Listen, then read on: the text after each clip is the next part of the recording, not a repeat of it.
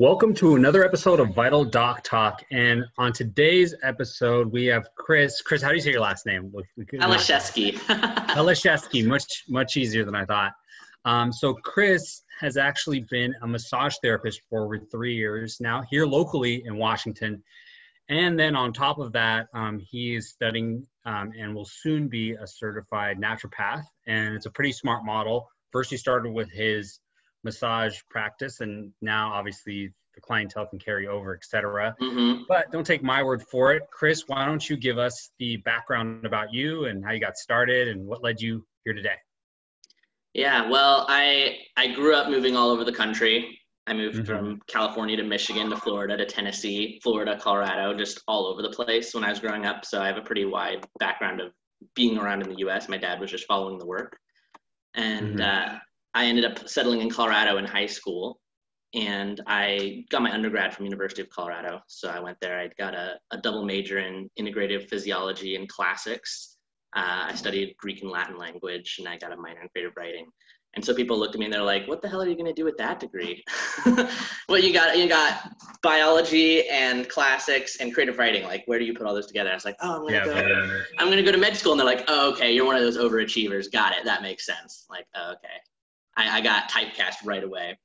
So I was exposed to naturopaths first in Colorado because I had a bunch of health issues. My mom had a bunch of health issues, and naturopaths were the ones who really seemed to get the job done.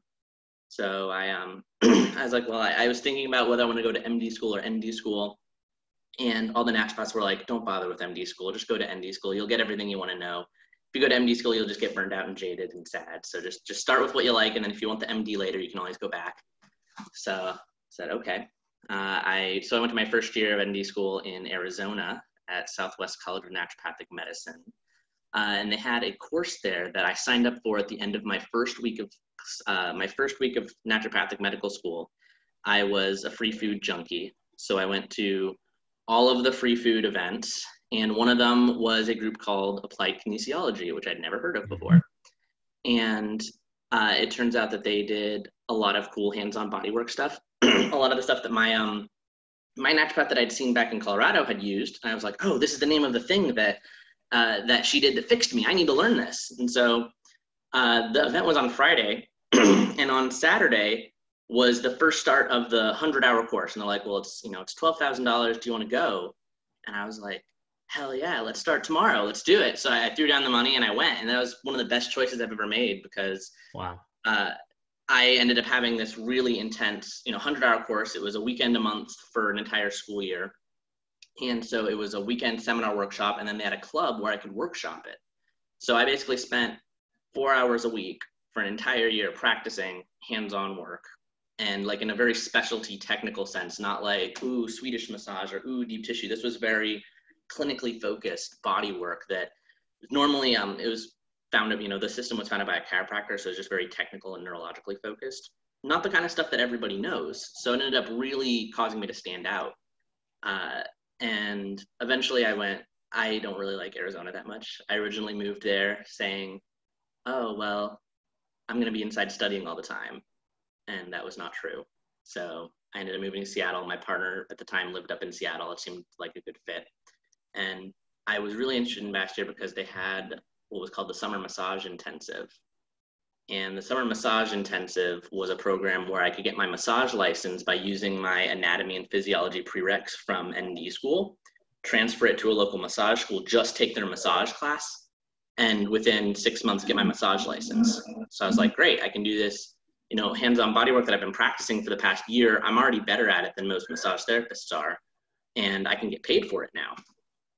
So I took that, got the training.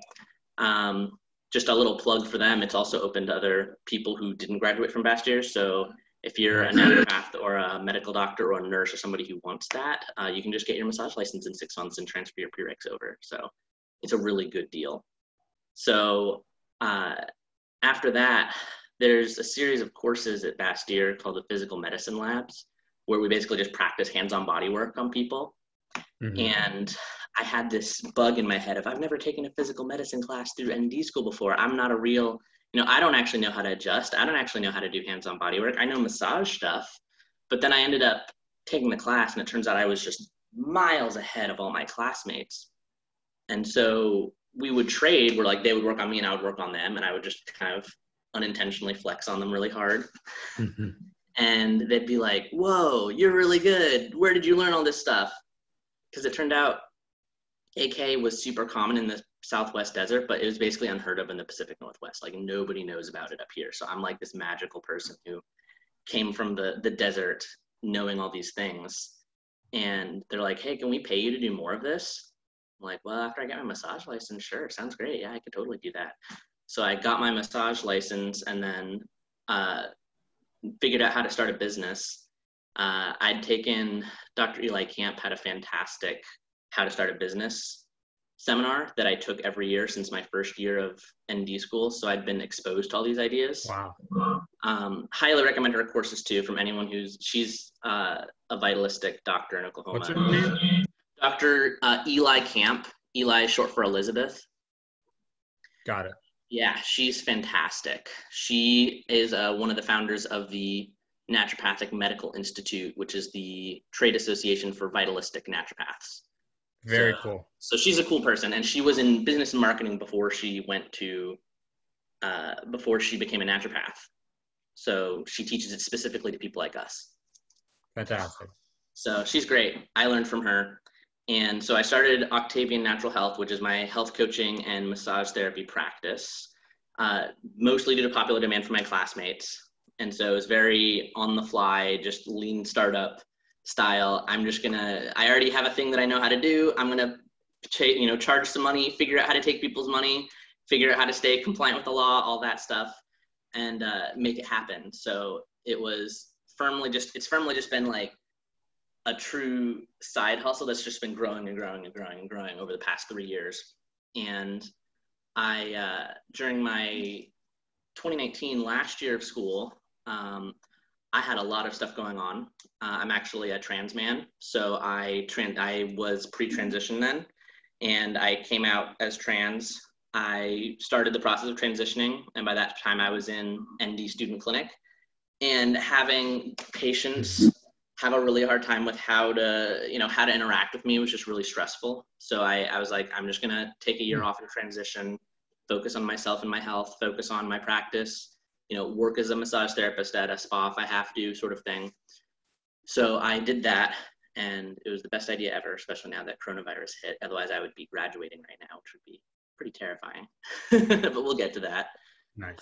So I took a year off to focus on myself. I worked at a bunch of different massage places, got a lot of experience doing that. Worked at Yuan Spa, which is a premier Chinese medical spa. I worked at a chiropractic office doing, insurance billing. So I learned a lot about the nuts and bolts of massage from a business standpoint, working places like that. I worked at Hannah Stone on and off, a whole bunch of different places. I odd jobbed really hard. I really enjoy odd jobbing. So nice. Yeah, I do a lot of things. And then, so that comes to now, I'm currently still at Bastyr. I came back to school last winter, and I've got less than 6 months to go before I graduate. And so I'm just ready to get going at this point. Awesome. And by the way, you're very impressive in the way that you know a lot about business, like, lean startup. Like, I've never interviewed anybody else on the show where they've even mentioned lean startup, et cetera. So I have to give you hats off there for your knowledge. You can thank my partner. My partner is I like reading, and then my partner likes reading. So he very much is interested in business and just like slams books and then prescribes books to me and is like, I think that you need this one right now for where you're at in your business and your life. And so then I read love that. I become enlightened. That is a great skill. I mean, one of my favorite things is readers or leaders. Yep. Leaders are readers. I flipped it. But yeah, I definitely agree there. So tell us more. My second favorite question to ask. This is actually my number one question to ask on the show. So your marketing methodology, how did you grow? What's the story there? When you started, were you flooded with business? Did you have to figure out some tips and tricks? What's the mindset now versus in the past? Well, one of the things that really held me back in the past, and I don't want to say I regret it now because it was really important, is that I was really scared about scope of practice because I was really towing the line, because med school really scares they totally put the fear of God in you about making sure that you're within your scope of practice. Because if you are accused of practicing medicine while you're a medical student, you could get in trouble with the board and lose all chance of having a future license, and like all your training goes out the window. Everything is terrible. Don't do that. The school gets sued. The school's upset. Like, there's just this fear of God put in you of do not push your scope of practice. And I think that it's very valid. I think that there's a lot of importance to that, but I was, I trend towards being a rather anxious person. And so I was very cautious with that of like, okay, well, what can I do as a massage therapist? Even though I have all this training, what am I allowed to use? What am I allowed to say? I have to be very careful with my phrasing, just very much the legality part of it to make sure that I'm not liable, the school's not liable, all of that, just making sure all of that was all good to go, was one of the biggest things that held me back. And so I was really concerned, and this is a really common thing with naturopaths, especially naturopaths in unlicensed states, because they face the same issue where they aren't technically licensed in that state. And so what they can do is a very gray zone. So I sort of was seeing, what they did, and Dr. Eli Camp practices in an unlicensed state. So she has a lot to speak to as far as what you can and can't do. And so I was very cautious, and that also was true of my marketing. So I did not go very big and bold with my marketing because I was very concerned about the wrong person seeing something too early and I had the wrong phrasing, and then they'd report me to the board and I get in trouble. So most of my early marketing was just word of mouth or word of hands. Again, like I would be in physical medicine lab, I'd work on somebody, and it happened again and again and again and again. People would just be like, oh my God, like you're just outclassing everyone here. Like, where did you learn this stuff? Can I learn this from you? Can you do this on me more? Like, how can we do this? So that's a phenomenal answer.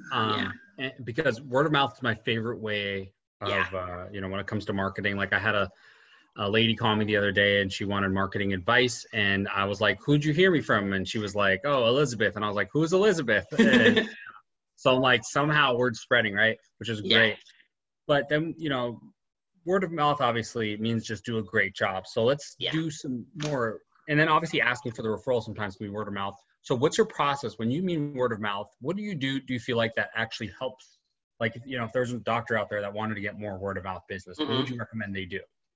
Yeah, that's a really good question. And this is something that I've focused a lot on. And to me, it just seems like second nature. But I realized when I talk to other doctors that this is just something that not everyone understands. No, yeah, there's really a lot of subtleties to this. It's making sure that the marketing funnel is solid. So I basically spent all my attention on the word of mouth marketing funnel, I guess you could say. So first off, I'm a big techie, so I really like having all of my tech very happy, and I like my automated systems. I like my website to look nice. I like my automated booking reminders. I like all that stuff. So what I do is I have it set up. First off, I have MailChimp set up. I have a email, like a monthly email that I send out. And I have a list of people who are interested in me. So whenever someone's interested in me, I have the MailChimp app on my phone. I'm just like, hey, do you mind if I just take your info down? Because I find that's way more helpful than giving them a business card sometimes, because then I can get their info and stay in contact with them. Whereas if I just give them a business card, which I still do too, I do have a business card and I like to hand that out. It's putting all the emphasis on them. Like they have to reach out to me. Whereas if I get their email, I'm already able to stay in contact with them, and then they can just reply, like just making it as easy as possible for people. Or if it's someone like if someone who wants to book right away, I have the app on my phone where I can just pull it up and be like, all right, you want to book right away, $150 for an initial consult. It's an hour. We can just book it right now. You want to just do that? And then they're like, yeah, sure. So part of it is just making the sale as soon as possible is a really good way to do it. See what else. I really can't reiterate enough just having a nice website. Like the reason that you found me was because of my website, I'm pretty sure.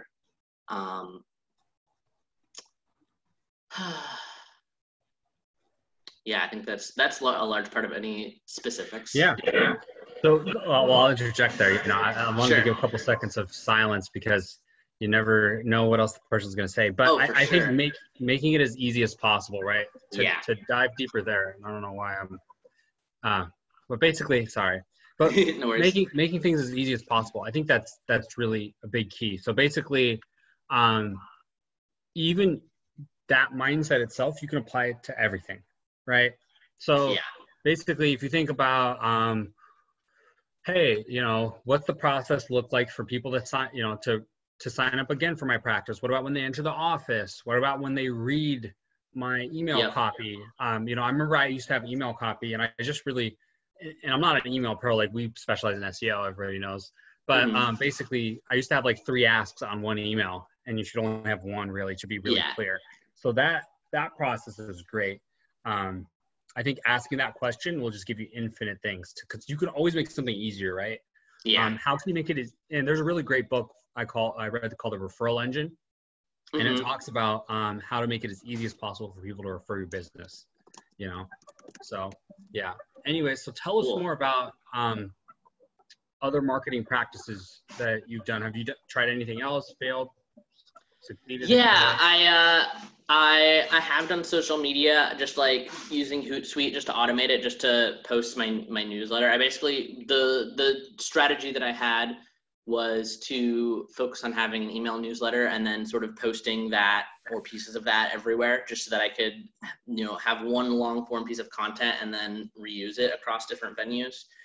I had a video on my website, like an intro video, but that was pre-transition, so I took it down. I probably could stand to redo that again, because people tend to really like seeing the actual person that they're going to, if they haven't met me already, it's nice to be able to see the person.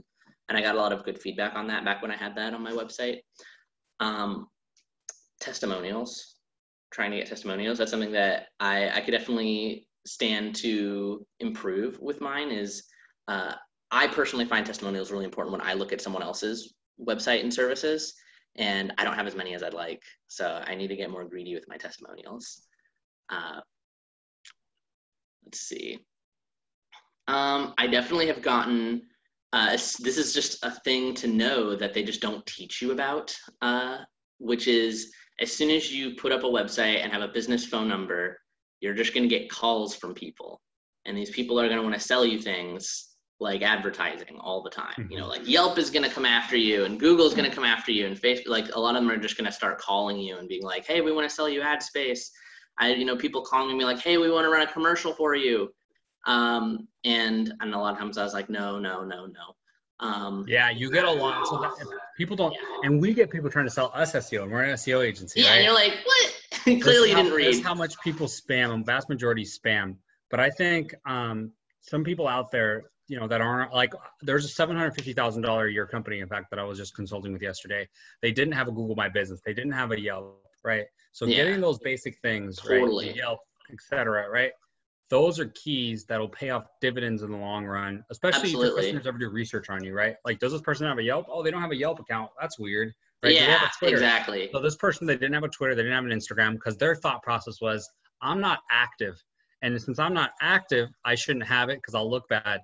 But then I told her, I said, look, if you, just because you're not active, that's okay. Like, most people aren't always active on these platforms, but your competitor could take your name, or somebody else, is spammers. There's tons of different businesses out there, just like, plus if you change your mind later and you do want to be active later, then you just have it set up and it's an easy go. And so I told her, I said, look, get the Twitter account and then put, hey guys, we're not active right now on Twitter. Check out our website here. And then and now also you can put your website on your Twitter account. So if anybody ever looks at your Twitter account, they're like, oh, okay, cool. They're not active. Just more links everywhere. As many links as possible.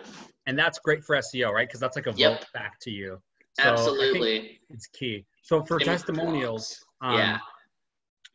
what's your like script for asking for a testimonial? Is that right after? Do you wait till they give you a compliment? That's the problem, is I don't have one right now. That's a system that I haven't set up yet, and that's something that I definitely like. That's been high on my list of things I need to do with my business, is have a testimonial.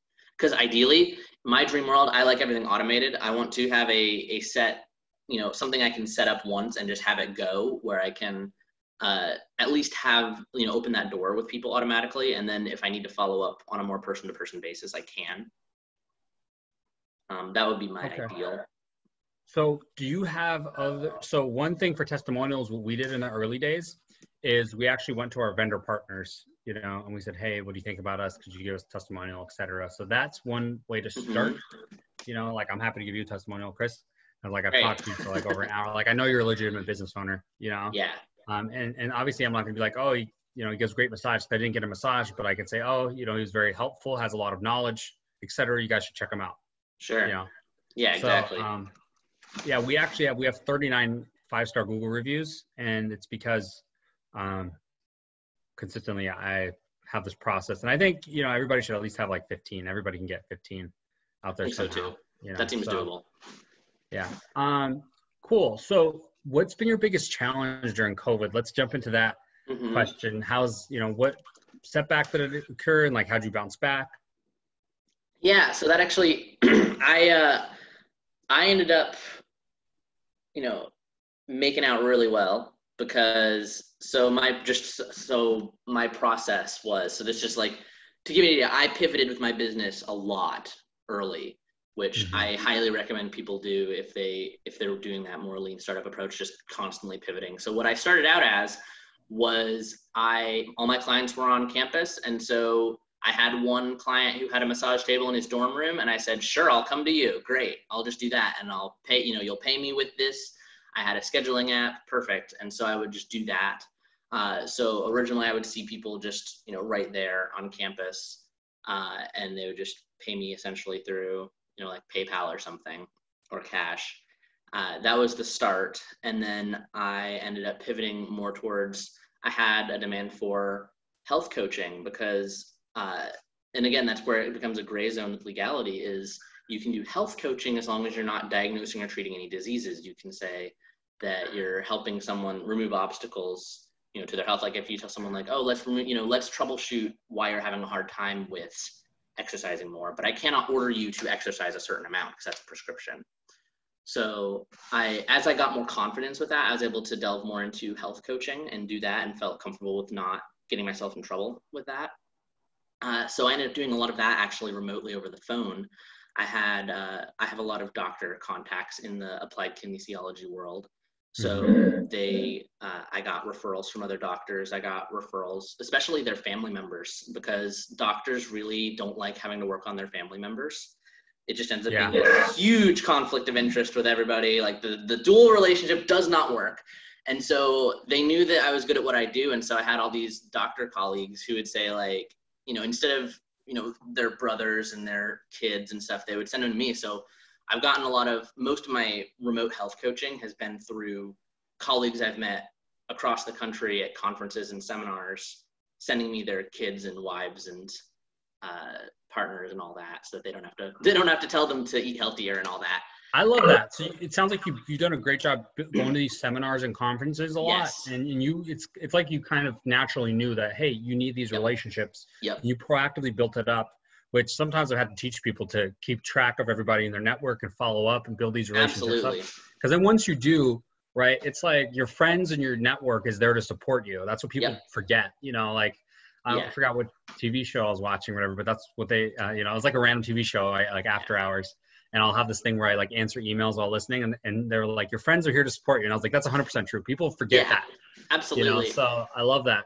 And I didn't bring it up because it just seems so obvious to me. I'm like, oh, you meet cool people, you stay in contact with them, you end up being friends. Like, this is just something that's really, and I'm an introvert. Like, I'm not a super, like, I'm good at being social, but I don't get energy from it. And so like, to me, it's like, this is super common sense of just like make friends with people, but sometimes it's not so obvious. I think top performers, by the way, most top performers are introverts though. So hats off there. But if I was a doctor, right, and I was listening to this podcast, right, and I had to take one takeaway from you, one message, if you give to them to help them improve, what piece of advice would you give them to like start on? Where should they start? Say get your website together. It's just really the big thing, because like that's really a large part of it for me, as far as that hits so many buttons for me personally, where it's your marketing, it's your extension of your word of mouth, it's how you make connections when people want to look you up. Like, that's the new business card, in my opinion. Having a booking website, having a booking thing on the website is just something. If there's one thing that you can focus on, I feel like that's a really high yield thing that you can just put a lot of attention on and get a lot out of. Because some things with business, you can put hours and hours and hours of energy into it and get nothing out of it. And I feel like with a website, like the earlier you do it and the more you put into it, the more you get out of it. And that's not always true for a lot of other things. Yeah, 100%. What do you think makes your website so awesome? I mean, part of it is, again, that pivoting. pivoting is really important. Like I just did a major pivot where so originally my website, I just made it myself on, it was through I went to a class and they're like, we're going to sit down and build a website right now in the class. I'm like, great, sounds awesome. That's and awesome. I felt good enough at tech that I went through and I did it. So I wrote all the copy, I put it on the website and just slapped it up there and had all the things just like really basic. And then the style didn't really jive with me. It just didn't fit with the branding at all. And so I did a total refresh from more of a branding standpoint, because the copy was all great, but the visual design branding was just, I was just getting some, you know, stock art from Squarespace, and like nothing was really jiving with me. So I ended up and Wix did a refresh that was really great. So Wix is a lot better than it used to be now. So I went on Wix and I went pretty crazy with just writing copy and putting a ton of detail and like, here's all the modalities I practice and here's all the tech stuff and like all the stuff that I would want to know because I'm a practitioner and I know all the acronyms, because it's like, oh, I practice TBM and NET and AK and like all these acronyms that the general public generally doesn't care about unless they've already seen a practitioner.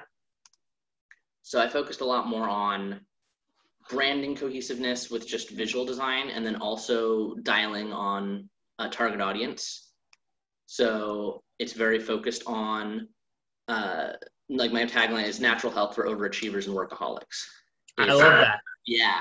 I think you've definitely given us a lot of insights in marketing that I think you've done naturally very well. You know, in terms of building up the network, focusing on a niche, which you just you know, put there in the end. You know, you've done a great job being lean, right? And then moving around. But I think you're right. It starts with the website, and that's kind of a great place for doctors out there to take a look at. So that's a great tip for them. And I hope you guys are as detailed as Chris is on his site, because it is freaking awesome. So you made it through. Any last bits of advice? I think, you know, it's a good time to plug your stuff. Tell us more where we can find you. Yeah, totally. So my website is octaviannaturalhealth.com. And then that's my business website. And then I also have a personal website. So that's also something that I learned that was important, is having both, because if I want to do another business venture, I want people to find me. And so I have my personal website, and that's where I have things like how to book with me as a naturopathic medical student. Because I'm seeing, I know I can be a doctor on a student clinician shift under the supervision of a naturopath, so people can book with me there. There's instructions on how to do that. If I'm working at any other massage places, it's on my personal website.